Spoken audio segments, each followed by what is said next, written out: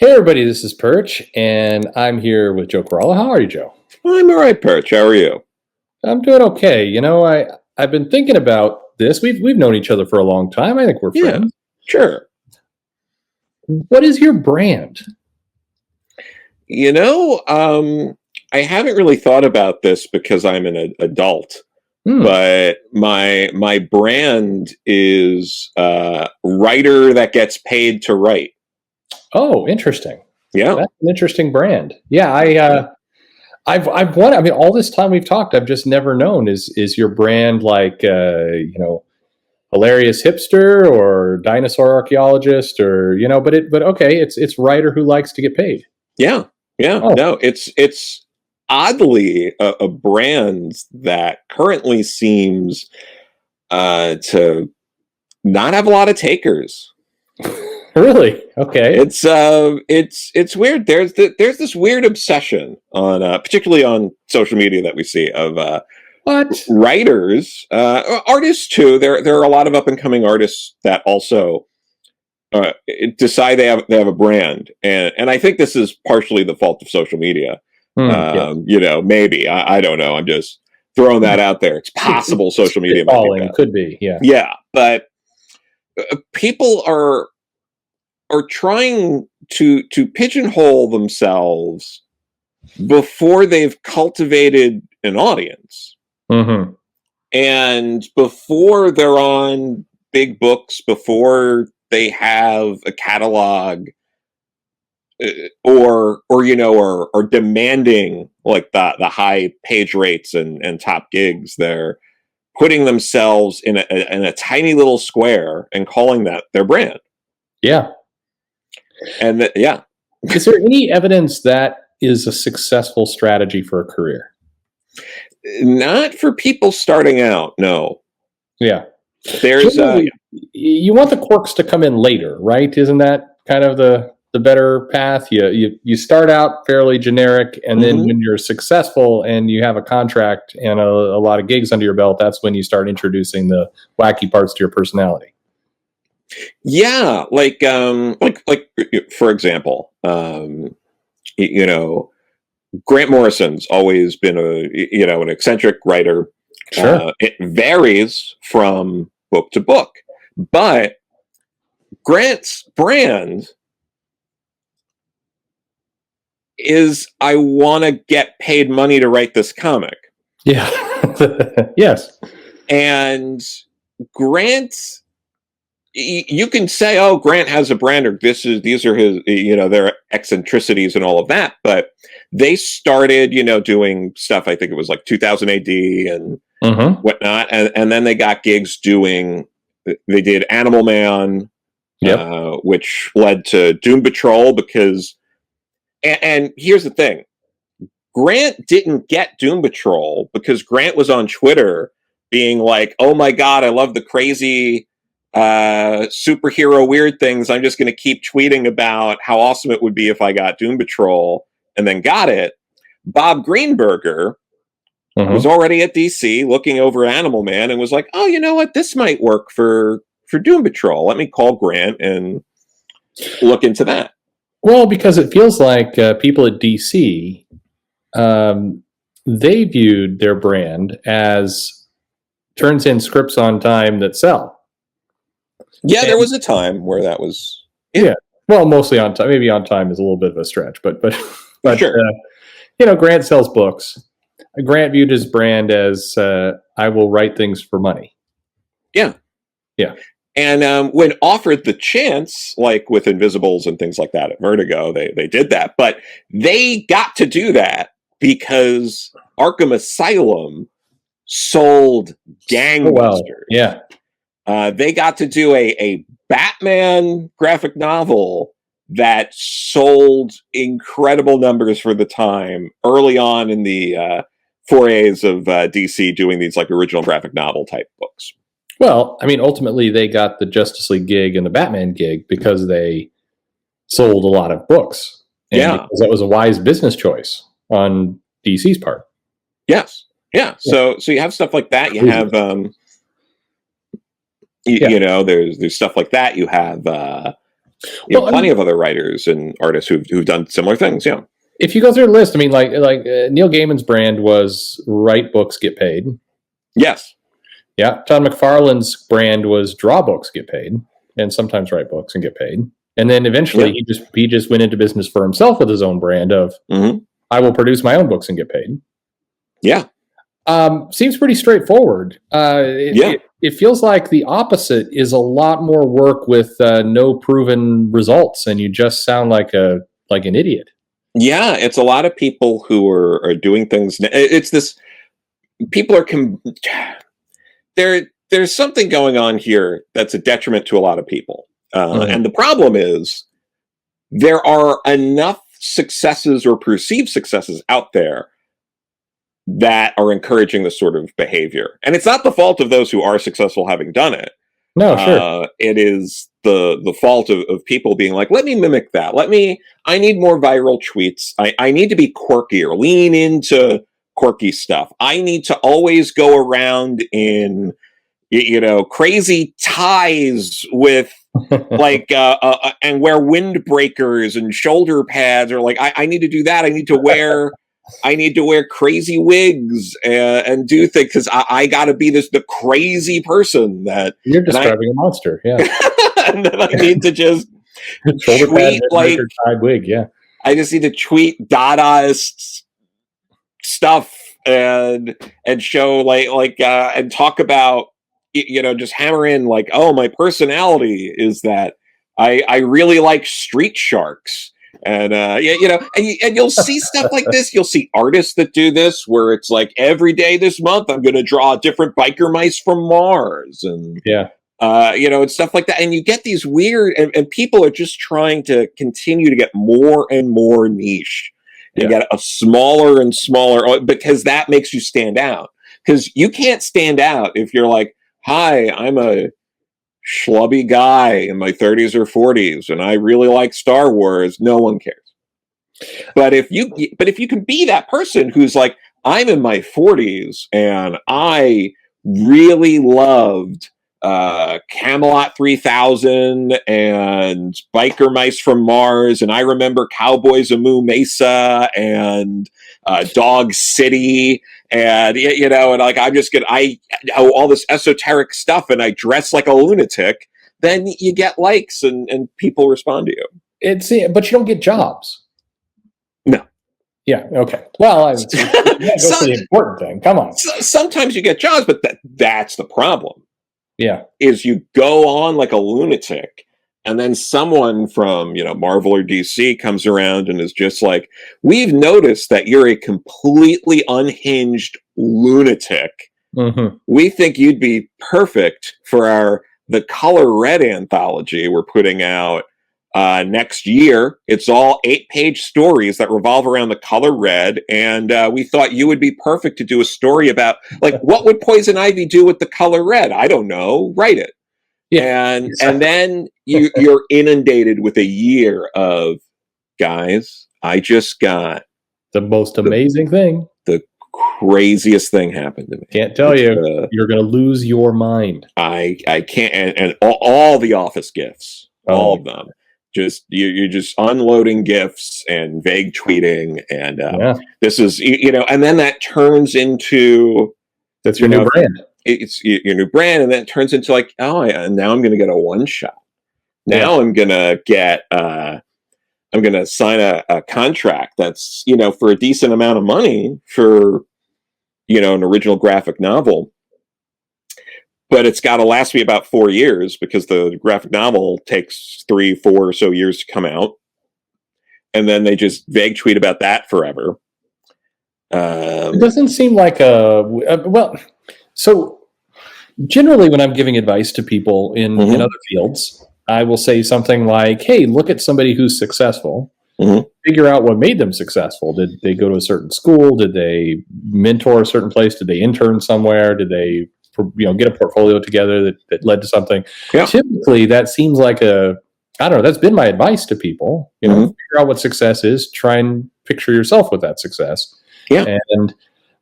But in comics, it seems like that's stupid advice. Maybe it's just that my brand is old man drunk. and I need to be more wacky. Yeah, no, people are certainly encouraged to be absolute lunatics. The kind of people where if they were like that in person, that wouldn't fly. Yeah. Yeah, you would not want to see this person ever. Yeah, no, it's bad, tweeting things about like, eating 7 slices of pizza or something like that. I keep going back to this because it was just very weird. But it was very weird, yeah. I think he was very, very high at the time. That's clear. But that's another thing too, is you're encouraged when you're high to just tweet insane things. Insane. I also think it's odd that you're encouraged to tweet that you get high when one of the big two is pretty aggressively against that. Yeah. I mean, you could still get a job there, but their parent company is not super thrilled about that whole behavior and will gap your career. Yeah, it's weird that that's so common. It's not like there are people that's their brand is I got high all day. Yeah. There's don't work for Marvel. Yeah. Yeah, and then they also wonder why they're not working at Marvel too. It's interesting. Yeah, it's amazing. Only there's a correlation between the two. And then you get these weird passive aggressive bits where it's like my brand is very specifically like I'll just throw this out there like it's like neo-futuristic body horror or something like that. Like it's a very this is a very niche, very tiny thing. And then like there's a few other people that do that. And then there's, someone gets a gig doing a book that's like that. And then it's all this passive aggressive, like that's my brand. My brand is like cyberpunk body horror. And then they go and hire this person. Yeah. And it's like, because no one gives a shit about your brand. They're just, they're hiring people that they want to work with. It has nothing to do with your brand. No one, there's no meetings at Marvel or DC where they're like, we're looking specifically for creators with a specific brand that's going to match this book. No one's ever been hired for that reason, ever. Yes. Yeah. I don't even know what to say. I mean, it's weird because it's so littered. It feels like also the really successful creators are increasingly not on social media at all. Yes, that's very true. And like, I get it to a point, because what's going to happen is we're going to get comments from people being like, oh, you should just take any job at all, no matter what, even if it doesn't pay well, or even if it's about something like truly repulsive, or it's, pornography or something like that. Oh, yeah, that'll go over well. And it's like, that's also not what we're saying. No, not even close. Yeah. Yeah. Well, I also can predict people will be like, well, how does this explain this writer and that writer? You hit upon it. A lot of these people are getting short stories. I think one of the things that people miss is that they see somebody who is a lunatic on social media and just acts really over the top about it. And you hear from them every day because they are constantly vague tweeting, and then they're announcing, and then they're kissing each other. And it's just over and over and over. But their actual contribution was 8 pages in a year. Mm-hmm. And it feels like they're like, this person's on like 8 monthly books, but they're not. They're on a tiny little insignificant thing. Yeah. And they're not getting repeated work. No. And they're, or 3 years later, something else will come up. And it's like, the exceptions do prove the rule. There are some people certainly who've made it and all the rest, but it's like, by and large, the people who have the regular titles, like I don't see Jason Aaron talking about his brand on social media, or James Tynion, or Scott Snyder. Yeah. Or, Jeff Johns' brand is apparently, that's too easy a shot at the moment. Anyway. Sure. But yeah, like you were saying also with like Jonathan Hickman, for example. Sure. Yeah, people see, Jonathan Hickman's gone, but like people see stuff where it's like he's like joking about things that are infuriating everybody, like, oh, I forgot about Moira and stuff like that. And while I don't think that's funny at all, and I hate that, I at least, he can do that because he's Jonathan Hickman. He's made it. Yeah. You bring in the crazy later, not at the beginning. You bring it at the end.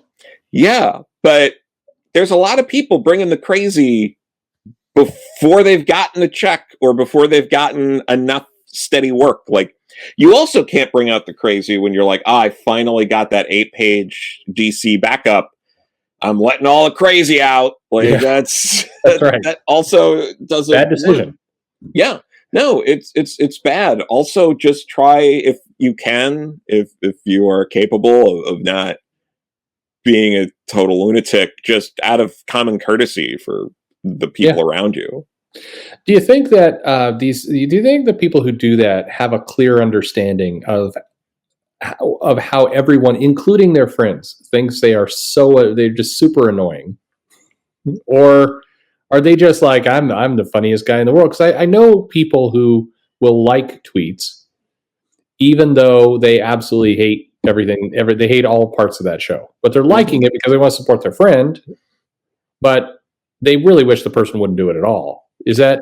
Yeah, no, that's common. I can't tell you how many times I've heard from people of, things along the lines of, right after they, so retweet, support, or like, this is the best, you got to buy, this is the best book that came out. And then right after that, they're in a DM group, or they're talking about how that was the worst comic I read this week. I don't know. And it's just like, or like, I can't, I'm friends with so-and-so and I can't talk about how unreadable this comic is. And then you turn around and you see they replied to that creator's like ridiculous post, being like, just insane stuff, because everyone's just insane. Like, I accidentally drank shampoo because I thought it was, like apple flavored candy or something. Like, they just insane stuff. And then and then they're replying and they're being like, I've been there or something. And it's just like, you just talked about how like awful these comics or this person is, or we just saw you because everyone thinks they're really clever if they're like, I'm just going to like this, I'm not going to retweet this, and no one's going to know that I'm supporting this lunatic. Like, you'll see, they'll like the vague tweet from someone being about, I'm not trying to throw shade or anything, but this is if I wanted to read like this kind of brutal take on, Superman or something, I'd read a Zack Snyder, David Goyer script or whatever. And it's like, you just like that tweet, and now you're in this person's mentions, just being like, I wish I was as funny and charming and successful as you. I feel like if I work at one of the big two and I've got some of these people in my company, or I'm looking ahead thinking I need the next generation of writers coming up, I'd want to put some mentorship in play somewhere along the lines, like, hey, very similar to what I do for my 7-year-old. Like, sure. Don't go to school and talk about how you didn't wear shoes and socks all day to your friend. Like that would just don't say things like that. You are an adult. I mean, my son is not, but I mean, it feels like the comic company should do more to encourage people to maybe not drink shampoo because it smells like apples, or, not maybe in the middle of the night write things like, I don't know, guys, I've been sobbing in the tub for the last 3 hours and all I can think about is donuts and weed. Like, maybe you shouldn't write that.